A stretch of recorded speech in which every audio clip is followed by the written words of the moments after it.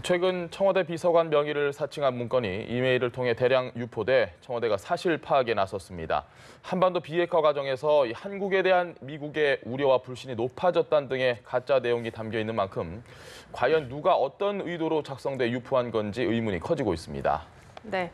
한편 갈 길 바쁜 국회는 예산심의 법정 시한을 닷새 앞두고 또 멈춰섰습니다. 여기에 선거제 개편이 예산 정국의 또 다른 변수로 등장을 했는데요. 이분들과 짚어보겠습니다. 김영주 전 더불어민주당 의원, 안형환 전 새누리당 의원 나오셨습니다. 안녕하십니까? 네, 안녕하세요. 오셨습니까? 청와대 비서관을 사칭한 메일이 유포가 됐다. 한미동맹의 균열이 심각한 것처럼 쓰여진 이 내용. 도대체 누가 어떤 의도로 했을까? 어떻게 예상하십니까? 글쎄요. 지금 현재 상황으로 봐서는 청와대 비서관은 그런 기조의 메일을 쓸 것 같지는 않습니다. 실제로 이게 어떤 또 한편으로는 어떻게 보면 이게 사실일 것 같은 내용일 수도 있는 거거든요. 이제 이렇게 시각에 따라서는 여러 가지 이게 일부는 뭐 균열이 있는 것처럼 보이기도 하고 일부는 우리의 목소리 있는 것이기 때문에 사실은 이게 정말 착각하기 쉬운 주제가 아닌가 그렇게 생각이 들고 그러나 기본적으로는 청와대 비서관이 이런 메일을 다른 사람한테 보낼 이유도 없고 이런 메일을 작성할 이유가 전혀 없다고 보여지는 것이고요. 또 그런 면에서 이렇게 언론기관이 이런 부분에 대한 진위 여부를 파악하지 않고 또 청와대 측에서 정확하게 이것에 대한 확인이 없이 뭐 기사화하거나 하는 것도 좀 문제가 있지 않느냐 그렇게 생각이 듭니다. 저도 그 기사 보고 깜짝 놀랐습니다. 처음에 아니 이런 내용이 있었단 말이야. 근데 뭐 다행히 전혀 사실 무근이라서 천만다행이라고 생각을 하는데 어떻게 보였습니까? 네, 저도 뭐 기사를 봤습니다. 특종이라면 상당한 특종이라는 생각이 들었어요. 특히 이제 내용 자체는 국가안보에 대한 보고서가 외부로 유출됐다는 것 자체는 언론사 입장에서 본다면 엄청난 특종이지만은 또 그런 자료가 외부로 누출됐다는 것 자체는 어찌됐든 간에 참 굉장히 문제가 있는 거 아니겠습니까? 그런데 내용이 아주 그럴듯해요. 내용이 아주 뭐 현재 뭐 외신이라든지 이런 것을 본다면은 그런 식의 한미 간의 안보 상황을 놓고 균열이 있을 수 있다는 생각을 저는 그점 해왔었습니다. 그래서 내용 그럴듯한데 또 다른 한편으로는 청와대 현재 최근에 1년의 그 상황 판단의 인식을 본다면 청와대에서 쓸 것 같은 내용도 아니에요. 그렇죠. 네, 그렇기 때문에 이건 좀 문제 있다. 어찌됐든 만약에 특종이면 대단한 특종이다라는 생각을 했었습니다. 그런데 이제 청와대 측에서 아니라고 발표한 걸 비춰볼 때 아닌 것 같습니다. 그렇다면 이제 문제는 이제 누군가가 문제고 또 언론이 문제죠. 방금 지적해 주신 것처럼 확인을 하고 정확한 보도를 했어야 되는 건데 아마 특정 언론사만 쓴 것으로 볼 때 아마도 언론사 특유의 욕심 때문에 저도 뭐 언론사에 근무해봤습니다만 굉장히 욕심이 앞선 경우가 많습니다. 뭐 사실 1%만 확인되면 그냥 써라, 뭐 질러라 이런 식으로 하는 경우가 많이 있는데 그런 맥락에서 기사를 쓰지 않았을까 싶습니다만 어찌됐든 언론사 입장에서 큰 실수를 한 것이죠. 네.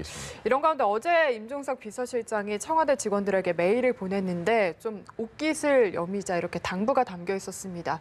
아무래도 좀 최근에 있었던 일들이 영향을 미친 것 같기도 하고요. 그렇습니다. 이제 어쨌든 이제 집권 2년 차 넘어가서 3년 차로 가기 직전에 있기 때문에 말하자면 공직기강의 회의의 문제 느슨해지고 또 지나친 업무가 문 대통령이 들어와서 굉장히 피곤한 사항들이 집중해서 되어 왔기 때문에 그러다 보면은 여러 가지 어떤 생각지도 못한 사고들이 일어날 수 있고 더군다나 이제 김종천 의전 비서관은 본인의 수족 같은 존재였고 자기 밑에서 일했던 사람이 그런 정말 얼토당토 안 한 일을 벌였기 때문에 더욱더 본인으로서는 사실은 본인 스스로 옷깃을 여밀 수밖에 없는 상황에 처해 있고 또 여러 가지 최근에 대통령 국정 지지도라든지 여러 가지 상황 자체가 결코 좋은 상황이 아닙니다. 경제 지표도 그렇고 또 말하자면 김장 두 사람 경제 책임자를 교체했음에도 불구하고 실제적으로 거기에 대한 어떤 새로운 어떤 기대가 올라오기는커녕 사실은 거의 안정 정체 상태를 유지하고 있기 때문에 사실은 지금은 제가 봤을 때는 내부적인 기강도 필요합니다만 역으로 보면 저는 정말로 문제점은 현재 우리 대통령의 발언 중에서 사실은 국민 일반의 공기와 다른 목소리가 나오고 있어요. 그래서 그런 부분에 있어서 청와대가 오히려 더 내부적 기강의 문제가 아니라 일반인들의 목소리를 좀 더 확 열어놓고 과거에도 대통령께서 별도의 말하자면 소통 채널을 통해서 실제 공기가 어떠느냐 보좌관을 제외하고 그런 얘기를 했던 루트들은 분명히 있었거든요. 근데 지금 현재 대통령이나 청와대가 그렇게 활동하고 있는지 자기를 객체화시켜서 비판적으로 보는 어떤 시스템이 갖춰 있는지 되돌아볼 때가 아닌가 그렇게 생각이 듭니다. 지금 대통령에게 좀 제대로 여론이 전달이 안 되고 있다 지금 이렇게 보시는 거네요. 아니 실제적으로 말씀 중에는 예를 들면 내년에 경기가 일자리가 뭐 더 좋아질 겁니다. 이렇게 얘기하는 것은 국민들이 생각하는 거하고 완전히 다릅니다. 그리고 현재 지금 자동차 산업이나 내부 돌아가는 건 실제적으로 굉장히 어렵죠. 굉장히 올해보다 내년에 어렵다는 인식이 일반적인 인식일 거예요. 물론 여러 가지 정부가 정책과 제도를 통해서 공적 자금을 통해서 그걸 최선의 방어를 한다 하더라도 어려운 상황이 예상되는데 그것을 그렇게 긍정적으로 얘기한다는 것은 이제는 선호도를 뛰어넘어서 이건 아니다 이런 얘기가 나오는 시점이 되었다는 것이죠. 문재인 대통령이 가뜩이나 요즘 지지율도 안 좋고 청와대 내에도 일도 이것저것 참 많이 있었는데 수석 보좌관회의도 지금 3주째 안 하고 있습니다. 이건 불편한 심증을 좀 나타내는 거라고 보십니까? 네, 뭐 저는 그런 측면도 있다고 봅니다. 물론 이제 청와대 측에서는 뭐 각종 외교 현안들 준비하느라 또는 이제 새로운 정책기획수석이 들어왔는데 아직 분석이 업무 분석 안 됐기 때문에라고 설명을 하고 있습니다만은 현재 일련의 상황을 본다면은 대통령이 화를 낼 만도 합니다. 예. 지금 대통령 임기가 우리나라 대통령이 5년제 아닙니까? 그러면 60개월입니다. 그런데 지금이 19개월째입니다. 전체 임기 3분의 1 다 끝나가는 겁니다. 이제 뭔가 드러내줘야 되는 겁니다. 이제 더 이상 전 정권 탓을 하고 있을 상황이 아니거든요. 네. 그런데 점점 뭐 일자리라든지 경제 나빠지고 있습니다. 그런데 문제는 방금 말씀해 주신 것처럼 대통령과 청와대 인식의 문제입니다. 네. 저도 지난번에 대통령께서 기자회견을 이야기를 하면서 조선업계가 살아나고 있다. 자동차 업계가 살아나고 있다. 그건 대통령이 아마 보고서를 받았기 때문에 그 보고서를 보고 판단을 하고 이야기한 걸 겁니다. 예. 그럼 그 보고서가 무지하게 잘못된 것이죠. 예를 들어서 그건 정보의 조작 해석인 겁니다. 왜곡 해석인 거죠. 자동차 산업이 작년 10월 대비 올 10월이 많이 늘어났기 때문에 그게 아니거든요. 작년 10월은 추석 연휴가 겹쳤기 때문에 생산을 못했습니다. 그거하고 지금 비교해서 늘어났기 때문에 자동차 산업이 살아나고 있다. 이건 전혀 아닙니다. 전후도만 하더라도 뭐 살아나고 있다. 2007년 최고 전성기에 비하면 지금 5분의 1밖에 안 됩니다. 생산량이. 그럼에도 불구하고 중국 조선업이 지금 무너지고 있어요. 그래서 다시 이를 탈환했다? 의미가 없는 일입니다. 그것은. 그런데 그걸 가지고 이를 탈환했기 때문에 조선업이 살아나고 있다? 이건 아니거든요. 그런데 그런 식은 누군가가 그런 식의 대통령에게 왜곡된 그러니까 정보에 왜곡된 해석을 해서 폭을 올린 겁니다. 그건 잘못된 것이죠. 그래서 이번 기회에 그것까지 또 짚어봐야 된다고 생각합니다. 대통령의 길을 막는 건 정말 잘못된 행위입니다. 또 자기들이 그동안 이 일을 제대로 못한 것을 감추기 위해서 그랬다면 더더구나 그는 부도덕한 것이죠. 그래서 이번 기회에 대통령이 아마 그런 심기도 있었을 겁니다. 저도 언론 보도를 보면 대통령이 자꾸 요즘은 이제 다그치는 일이 많다는 보도를 봤어요. 비서관들에게 실적을 내라. 그런데 아마 이번 기회에 청와대가 현재까지 업무, 자세 또는 태도에 대해서 다시 한번 점검하는 계기가 됐으면 합니다. 알겠습니다. 네, 김 의원님 지금 예산 정국이 뭐 좀 제대로 가나 싶더니 다시 한번 막혔습니다. 이 4조 원 세수 결손. 야당이 너무 심한 거냐 아니면 정부에서 좀 뭔가 더 필요한 걸 내줄 수 있는 게 아니냐 어떻게 보십니까? 뭐 기본적으로는 하나의 어떤 말하자면 정부 예산의 편성이 과도하다 이런 부분에 대한 그러니까 기본적으로 대통령께서 포용적 복지국가에 대한 예산들에 있어서 과연 이제 세수 수입 정부의 수입에 대한 어떤 근거가 정말로 어떤 튼실한 것이냐 하는 문제제기일 수 있다고 보여지고요. 또 그런 것은 결과적으로는 예산을 깎자라는 얘기하고 연동될 수 있다고 보여지고 이제 여당 입장에서는 그런 부분에 대해서 이렇게 말하자면 응하지 않는 그런 데서 오는 문제인데 결과적으로는 여야 모두 이런 논쟁을 하게 됐을 경우에 사실은 야당의 손해가 될 가능성이 많습니다. 결과적으로 국회 선진화법이 기간을 만들어 놨기 때문에 결과적으로 그게 야당의 손해가 아니라 국민의 손해라고 하거든요. 아주 하나하나를 제대로 짚어가지 못하고 조그마한 것의 병목 현상 때문에 주요한 부분은 거의 짚지도 못하고 마지막에 가서는 정말 또 언론에 욕을 먹고 끝나거든요. 마지막에 급하게 그냥 소개를 맞추는 과정에서 자기 예산 하나 넣고 그냥 예결위 위원으로서 폼 잡는 것을 마무리해 왔기 때문에 구태가 계속 드러난다는 부분이고 아무리 전대 여야가 갖고 있는 어떤 국가를 위한 서로 간의 어떤 치밀한 다툼이라 하더라도 이것이 지나치게 되면 결과적으로는 소탐대실하지 않을까 그렇게 생각이 듭니다. 이게 일부에서는 지역구 챙기려는 예산 확보가 안 되니까 떼쓰는 거다 뭐 이렇게 과하게 이야기하는 분도 계시더라고요. 의견이 좀 어떠십니까? 글쎄요, 뭐 일단은 이제 기본적으로 세수 문제 방금 말씀하신 것처럼 철학의 차이입니다. 예. 큰 정부와 작은 정부 이건 이제 어느 외국서도 있는 이야기죠. 그런데 이제 우리나라는 이런 논쟁을 좀 빨리 했어야 되는 겁니다. 예산이 처음 세워질 때부터 했어야 되는 건 이제 막판에 물론 여러 정치적인 사정이 있었습니다만은 막판에 이제 뭐 D-5일 남겨두고 저 논쟁을 한다는 것도 그냥 무리한 것이죠. 결국 이제 방금 말씀하신 것처럼 지금 예산을 심의를 하지 않게 되면은 사실 제대로 된 심의가 아니다. 예. 예산이 제대로 쓰이지 못하는 그런 안이 나왔다. 그게 통과됐다 한다면 국민들, 국가만 손해 보는 것이죠. 그런데 이제 방금 이야기해 주셨지만은 여기에 무슨 자기들 지역구 예산을 껴넣기 위해서 예. 이건 그냥 그야말로 형식적으로 잡아놓고 했다. 이건 굉장히 부도덕한 겁니다. 과거에 그런 사례가 있었기 때문에 지금 비난을 받을 수밖에 없지요. 그러나 이번에는 이제 언론이나 이런 데서 감시를 해야 되는 겁니다. 그러나 어찌됐든 지금 5일 이렇게 아마 이제 오늘 하루 정도 하고 다시 돌아갈 겁니다. 그렇지 않을까요? 예, 다시 돌아갈 수밖에 없을 텐데 그러나 지금 시간 상태에서 야당이 마구 잡고 있을 수는 없는 상황이고요. 다시 거듭 말씀드리지만 이런 논쟁은 오래전에 했어야 될 논쟁을 뒤늦게 한 그런 셈이 됐습니다. 매년 이 모습을 반복하기 때문에 국민들 입장에서 좀 화가 나실 수도 있을 것 같습니다. 선거제 개편 논의가 또 예산안의 주요 변수로 지금 떠오르고 있는데요. 이거 먼저 짚어야 될 것 같아요. 연동형 비례대표제 그리고 권역별 비례대표제 이 두 가지에 대한 구분을 시청자분들이 좀 하실 수 있게 설명 부탁드립니다. 사실은 이제 그 연동형 비례대표들은 전체적으로 예. 거의 지금 우리 상황으로 보면 거의 2대1이죠. 그래서 실제적으로 각 정당이 표를 받고 난 다음에 예. 지역구가 되고 난 나머지 부분에 대해서 비례대표를 뽑는 것이고요. 예. 권역별로는 이미 권역이 정해져 있는 부분이라서 실제로 전국 단위냐 지역 단위냐 이렇게 구분해 볼 수, 큰 틀에 보면 예. 그렇게 볼 수 있습니다. 예를 들어서 A라는 정당이 예를 들면 전체 표를 10석을 얻었다 그러면 10석 중에 지역구에 당선된 의석이 7석이면 비례대표를 3석 보완해주는 예. 그게 연동형 비례대표다 그렇게 볼 수 있고 예. 실제로 지역에서는 지역 권역별로는 권역별의 지역과 비례를 하고 그다음에 또 한편으로는 보면은 이제 그 애석한 경우에 또 주는 그런 이제 석패율제도 예. 있죠. 그거는 이제 복합형이라고 그렇게 볼 수 있겠죠. 예. 제가 이해를 잘 하고 있는지 모르겠는데 연동형 같은 경우는 전체 전국에서 얻은 정당의 득표율만큼 그렇죠. 비례대표를 주는 거고 이 권역별은 권역으로 쪼갠 다음에 그 안에서 지역별과 그러니까 지역구 의원과 비례대표 의원을 나누는 뭐 그런 식으로 이해를 하면 됩니까? 그런데 이제 약간 그러니까 예.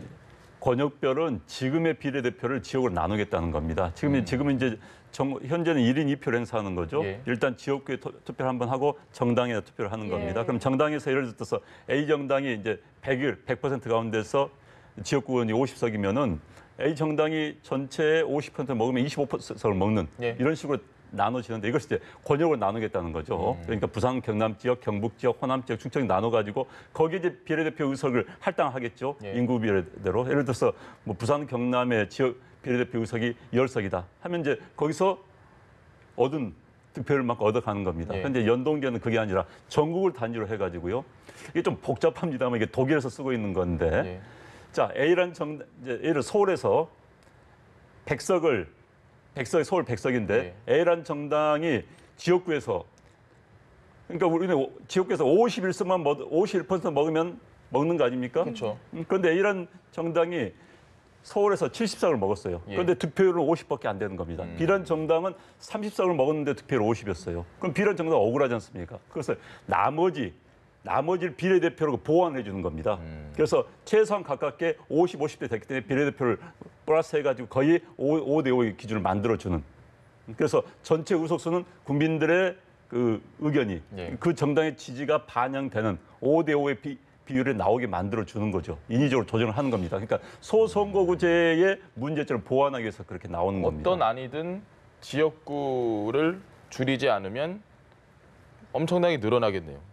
이 부분은 실제로 예. 보면은 13대 최초의 비례대표대가 75석 정도 됐습니다. 예. 지금 현재 우리 비례대표 47석인가요? 예. 네. 그러면 그동안에도 계속 비례대표가 줄어들었다고 보여지는데 방금 우리가 직접 예산안 심사에 예결위원지 마지막에 가서 꼼수 예. 쪽지 예산 이렇게 했습니다만 실제로 우리나라는 이제 SOC 투자라든지 지역구 의원이 공략할 게 별로 없습니다. 그런 의미에서 제가 보더라도 지역구 의원의 수를 줄이는 게 저는 맞고 국가가 조금 더 정책 분야별로 전문가들을 영입하는 그리고 좀 더 법을 만들어가는 어떤 국회의 모습들을 가지는 데 있어서도 사실은 오히려 점차 저는 지역구보다는 비례대표, 사실은 지역구 의원이 서울서 그렇습니다. 지역구 의원이 지역구에 무슨 기능을 하는지 저는 이해할 수 근데 그 부분은 여야 의원 모두 얘기를 안 하는 것 같은데 네. 지역구를 줄이자는 부분에 네. 대해서는 아무도 동의를 안 하시는 그래서- 늘리자는 얘기만 다 하시고. 그런데 이제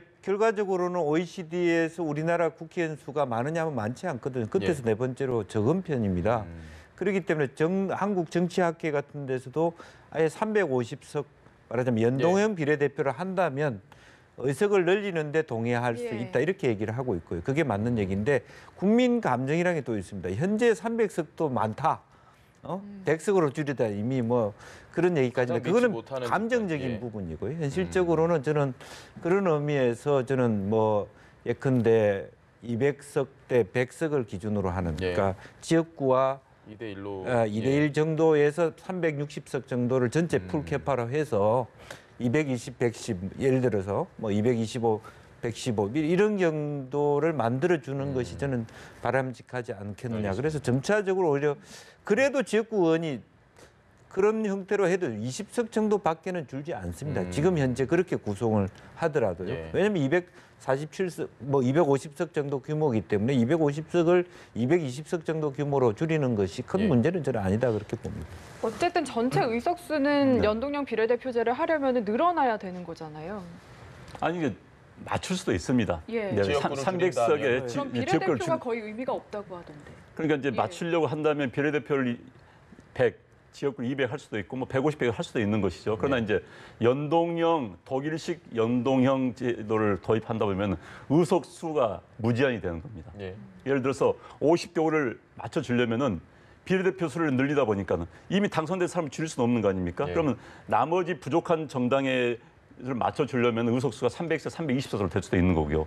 뭐 350석도 될 수 있는 겁니다. 상황에 따라서는요. 그렇기 때문에 연동형 제도 하에서라면 의석수가 늘어날 수밖에 없는 거고. 그런데 이제 그렇다면 우리 또 국민 감정이 있겠죠. 그래서 아마 정의당 같은 데서는 방금 말씀하신 것처럼 지역구 240, 예. 비례대표 120, 해서 360석을 만들 때 비용, 의원들 전체에 들어간 비용은 지금과 동결하자. 예. 뭐 이런 이야기가 나오고 있습니다. 그런데 이제 방금 말씀하신 것처럼 우리나라 이제 의원 수가 많지는 않습니다. 예. 우리나라는 지금 20만 명대 한 명꼴이거든요. 지역구 같은 경우는요. 그런데 이제 뭐 미국의 하원 같은 데 한 75만 명이 한 명입니다. 예.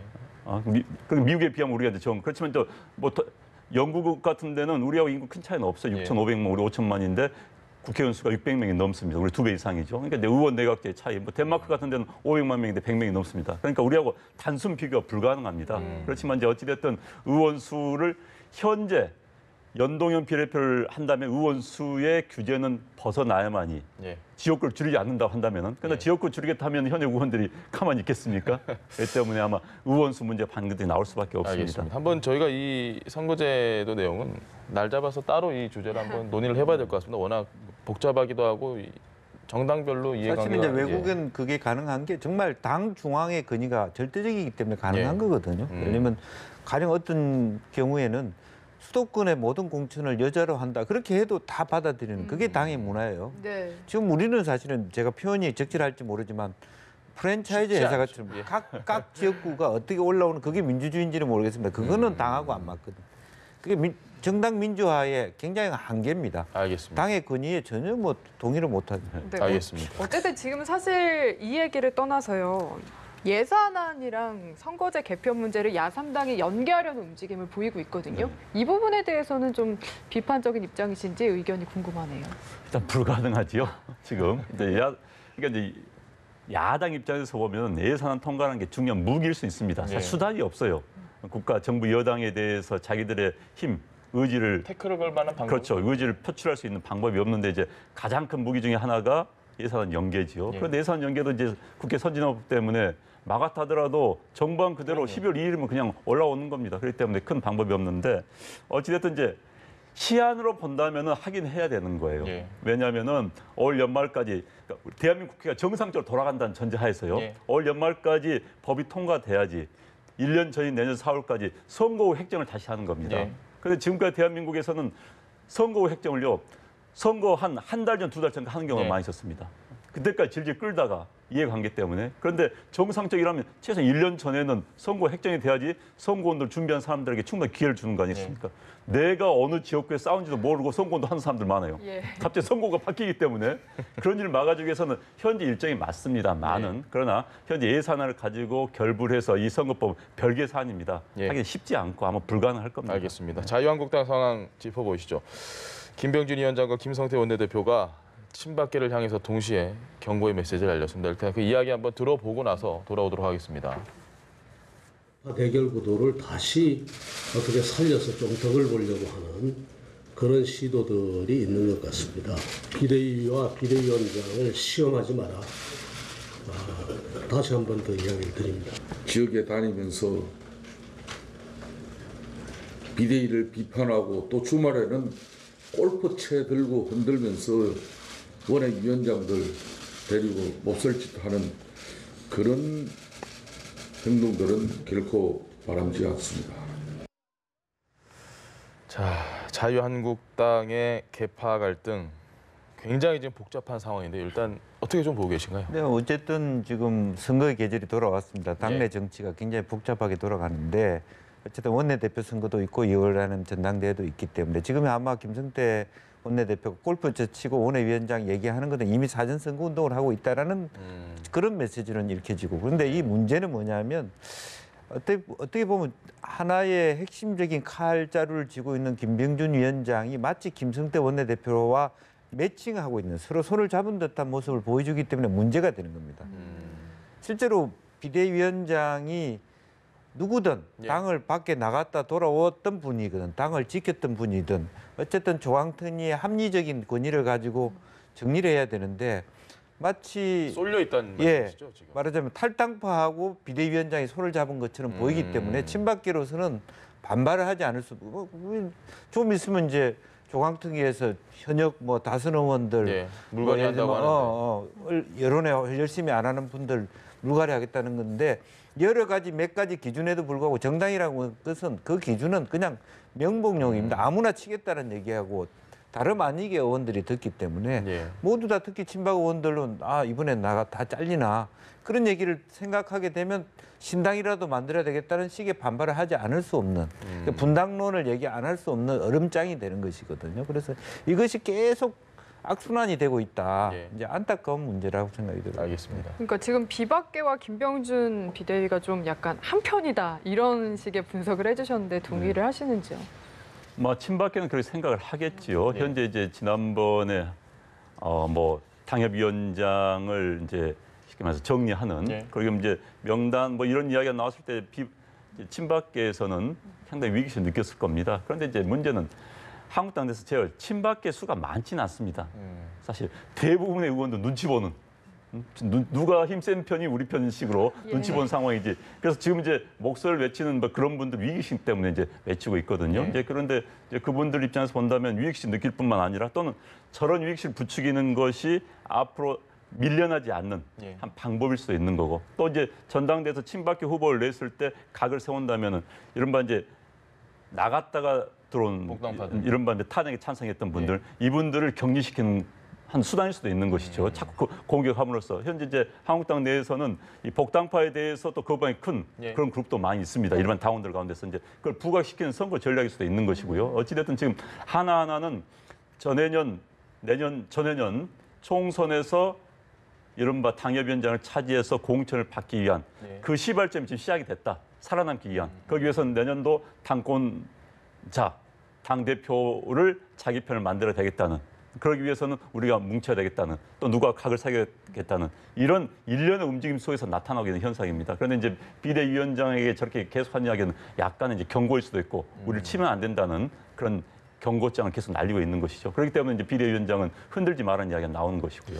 요즘 홍문종 의원이 참 이야기 많이 하시고 정우택 의원도 여기저기서 많이 말씀하시는데 보이지 않는 손이 있다. 김병준 위원장을 향해 그 이야기를 했습니다. 이 보이지 않는 손이 말씀하셨던 복당파를 의미하는 걸까요?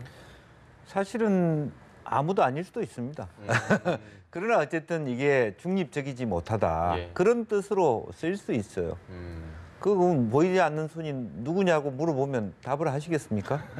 알아서 해석해라 이렇게 할 수도 있고 뭐 경우에 따라서 그게 홍준표일 수도 있고 그게 김성태일 수도 있고 뭐 예. 해석하기나 김무성일 수도 있을 텐데 어떤 특정인을 두고 얘기했다기보다는 예. 왜 치우칩니까? 친박도 헤아려 주십시오. 이런 시그널이 아닐까 그렇게 생각을 해보면 될 것 같아요. 정우택 의원 같은 경우는 홍준표 전 대표를 향해서도 뭐 독설을 날렸습니다. 바퀴벌레처럼 뭐 스멀스멀 올라온다. 이게 홍준표 전 대표가 예전에 썼던 표현을 지금 차용을 한 것 같은데 네. 이것도 메시지가 분명히 있는 것 같습니다. 이제 홍준표 전 대표가 네. 당대표 나올 가능성이 높다고 보여지기 때문에 공개하는 것 같습니다. 예. 어찌됐든 홍준표 전 대표가 현실 정치에 뛰어들겠다는 이야기는 뭐 당대표 나가겠다는 이야기로 들릴 수밖에 없는 거거든요. 제가 보기에는 나올 가능성이 매우 높아 보이고요. 그렇다면 가장 경쟁력 있는 후보가 될 수밖에 없습니다. 네. 그리고 이제 게다가 이제 홍준표 대표가 계속 친박을 공격해 왔기 때문에 아마 당권을 잡으면 본인들이 밀려나지 않을까 하는 생각도 하고 있고요. 그래서 지금 이제 결이 친박 입장에서 보면 또 홍준표 대표와 현재 김병기 비대위원장하고는 또 결이 달라요, 사실은. 예. 이번 뭐 비대위에서는 홍준표 당대표 때 임명했던 원외위원장을 또 정리하겠다 이런 얘기도 나오고 있습니다. 그렇기 때문에 결이 다른데 어찌됐든 친박계에서는 일단 공개를 하는 것이지요. 네. 홍준표 전 대표와 결이 비슷한 분은 별로 없는 것 같은데요. 느낌이 좀 굉장히 그래도 공항에 나가는 분들이 있지 않습니까? 들어올 때. 혹시 이런 얘기도 있더라고요. 홍준표 전 대표가 한국당으로 돌아오는 트로이 목마가 될 수도 있다. 뭐 이런 얘기에 대해서는 어떻게 생각하십니까? 글쎄요, 지금 현재 제가 보니까 한국당은 거의 복잡계 같습니다. 왜냐하면 구심이 없다 보니까 예. 중간에 있는 의원님들, 사실은 소위 친박이라고 하는 핵심 친박은 얼마 안 되고 예. 사실 그때 박근혜 정부 때 친박 아닌 사람이 누구 있고 이명박 정부 때 친이 아닌 사람이 사실 예. 없거든요. 그 여당의 한 몸을 담으면 그런 겁니다. 엄밀히 따지면 지금도 마찬가지입니다. 현재 문 대통령하고 친하지 않는 여당 의원이 누가 있겠습니까? 그러나 그 엄밀히 들어가 보면 다른 결이 있는 것이죠. 그렇죠. 이제 그런 것이기 때문에. 그런데 지금은 정말로 구심이 없기 때문에 어떤 사람하고 어떤 일이 벌어질지 모른다는 공포가 있는 것 같아요. 일반적인 의원들이. 그래서 모든 사람이 주요한 액터가 될 수 있다는 상상을 하게 되는 거예요. 그러니까 매일매일 안테나를 세워야 되는 상황에 놓여 있습니다. 정우택에 줄을 서야 되나 김무성에 줄을 서야 되나 차라리 홍준표가 나을까 그 김성태를 키워서 당대표로 만들까 여러 가지 생각을 하루아이라도 들 수밖에 없는 것이 결국은 누가 사실은 나를 살려줄까라는 친박이다 비박이다 이런 구조는 이미 끝난 상태고 이미 4분 오열돼서 각각이 말하자면 개인적 네트워킹을 하고 있는 전투하고 계신 상태다. 거네요, 그렇게 지금. 봐야 될 것 같아요. 알겠습니다. 이런 가운데 지금 한국당에서 당원권 정지 해제 문제도 뜨거운데 네. 이게 워낙 민감한 사안이잖아요. 네. 그렇다 보니까 원내대표 선거 이유가 될 것 같습니다. 근데 좀 친박계 입장에서는 이게 또 친박계가 많다 보니까 불만스러울 것 같기도 하고요. 좀 어떻게 보십니까? 예, 그렇게 생각할 수가 있겠지요. 네. 뭐 당원권 정리되신 분들 가운데서 친박계가 많다. 원내대표는 현역 의원들이 예. 뭐 112명이 투표를 해서 결정되기 때문에 한두 표가 굉장히 중요합니다. 112명 가운데 한 명이 굉장히 중요한 거 예. 아니겠습니까? 그렇기 때문에 이제 그런 생각을 할 수밖에 없는 것 같고요. 그런데 이제 사실 현재 아까 말씀 제가 받아서 이야기한다면은 당이 지금 결기가 전혀 없는 당입니다. 당이 저렇게 위기에 빠졌음에도 불구하고 초재선들 정풍운동을 하지 않는 당은 대한민국 정당 역사상 없습니다. 정말 저렇게 결기 없이 국회의원들이 지금쯤 국회의원 헌법기관입니다. 예. 국회에서 얼마나 자기가 언론을 이용해서 이야기할 수 있는데도 보니까 조용히 납작 엎드려 있습니다. 예. 그리고 당내 안테나만 서고 눈치만 보고 있다. 이건 불행한 겁니다. 뭐 한국당이 대변하는 보수 세력을 위해서 불행할 뿐만 아니라 대한민국에서 불행한 것이죠. 예. 게다가 이제 한국당에서는 지금 리더들을 못 키웠던 게 그건 못 키워왔습니다. 새로운 리더가 나타나지 않습니다. 또 과거에 이제 보수 정당의 문제가 워낙 강력한 보수 정당의 특징이 이제 현재 여당은 저항 문화에 살아왔기 때문에 저항을 하면서 자기 울타리를 만드는 사람도 있습니다. 예. 그러나 위에서 일사불란한 조직화에 살아왔던 그런 정당 구조에서 생활을 했기 때문에 누가 튀어나가거나 도전하거나 이럴 사람이 없는 거예요. 그러니까 전부 자기가 나가서 뭔가를 만들 생각하지 않고 눈치만 보는 겁니다. 누가 올까. 이러니까 정당이 정체된 정당이라는 소리를 들어볼 수밖에 없고 개혁과 혁신을 못하는 것이죠. 지금 이제 어저께였으면 당내에서 개혁할 사람이 없어서 외부에서 사람을 끌어들여 비대위원장 앉히고 그 사람이 또 안 되니까는 조광택 위원을 외부에서 끌어오겠습니까? 하청이 재하청을 할 수밖에 없는 정당이 문제가 있는 것이죠. 그러니까 기본적으로 본인들이 뭔가 자생이 있다는 보여줘야 되는데 국민들 앞에 그걸 못 보여주고 있는 겁니다. 그러면서 자유롭게 총을 쏘고 있기 때문에 욕을 먹는 것이죠. 지금 한국당 내는 한 번 엎어주고 새로운 질서가 나타나기 전까지는 저런 이야기가 계속 나올 수밖에 없습니다. 단순한 추론 하나만 하면 당원권이 정지되신 분들이 친박계가 다수다. 그러면 원내대표 경선이 끝나고 나면 이 문제를 다시 논의한다. 그럼 당연히 친박계에는 이걸 구심점으로라도 뭉칠 것 같다라는 아주 단순한 추론을 하게 되는데 이 부분에 대해서는 어떻게 생각하십니까? 이제 그런 부분을 재밌게 봐야 되는 지점인 거죠. 예. 그렇게 뭉쳐지면 사실은 재밌는 현상이 일어날 것이고 실제로 뭉쳐져서 깨지면 완전히 죽는다.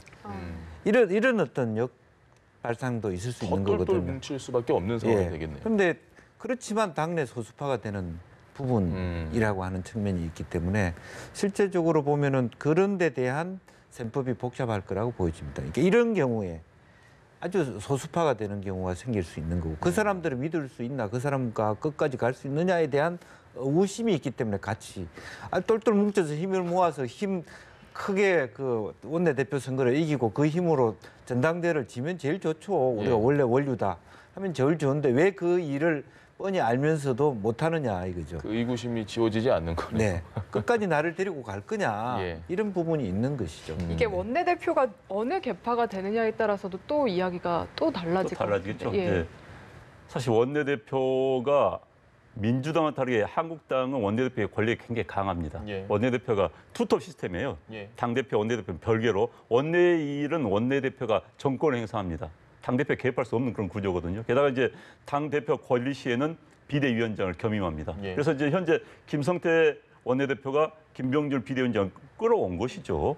그렇기 때문에 이제 오해를 받는 게 그런 식의 오해를 받는 겁니다. 결국 김성태 원내대표가 복당파이기 때문에 복당파들이 당권을 장악하고 있고 김병준 비대위원장이 그 위에 떠 있다라고 지금 해석을 친박에서 하는 겁니다. 그런데 이제 문제는 방금 말씀하신 것처럼 원내대표 일이 굉장히 중요한데 지금 원내대표도 사실 의원들 가운데요. 자기가 친박인지 비박인지 모르는 사람 많습니다. 언론이 분류하면 그런 사람, 내가 친박이었네? 내가 그런 사람도 있어요. 친박이라 하신 분들 사실 언론에서 나와서 막 지금 뭐 외치는 그런 분 10여 분밖에 안 됩니다. 나머지 분들은 때에 따라서 친박일 수도 있고 비박일 수도 있는 분들 굉장히 많습니다. 유연하신 분들. 네, 유연하신 분. 또 마찬가지입니다. 또 비박이라는 분들도 내가 왜 비박이지 한 분도 많아요, 지금. 대부분 중간지대에서 솔직히 눈치 보고 있는 분들이 많기 때문에 그러나 이제 아마 새가 몰리면 쭉 한쪽으로 몰릴 수가 있겠지요. 그렇지만 3, 4선급에서는 이제 친박 비가 명확하기 때문에 원내대표 누군가 그런 기치를 들고 나올 수밖에 없는 것이고 이제 구도가 이렇게 되겠죠. 친박, 비박, 이제 중도 이렇게 나올 수밖에 없습니다. 그렇다면 이제 뭐 이제 너 친박이니까 과거에 친박이었지 않냐 이러면서 표를 끌어모으는 이제 작전을 할 것이고 어찌됐든 이 친박, 비박 싸움이 또 언론도 그래 붙입니다. 언론도 재미있으니까. 그래서 그 싸움이 될 수밖에 없는 거고요. 그래서 관심이 높을 수밖에 없습니다. 네, 알겠습니다. 김영주 전 더불어민주당 의원, 안영환 전 새누리당 의원과 함께했습니다. 말씀 잘 들었습니다. 네, 고맙습니다.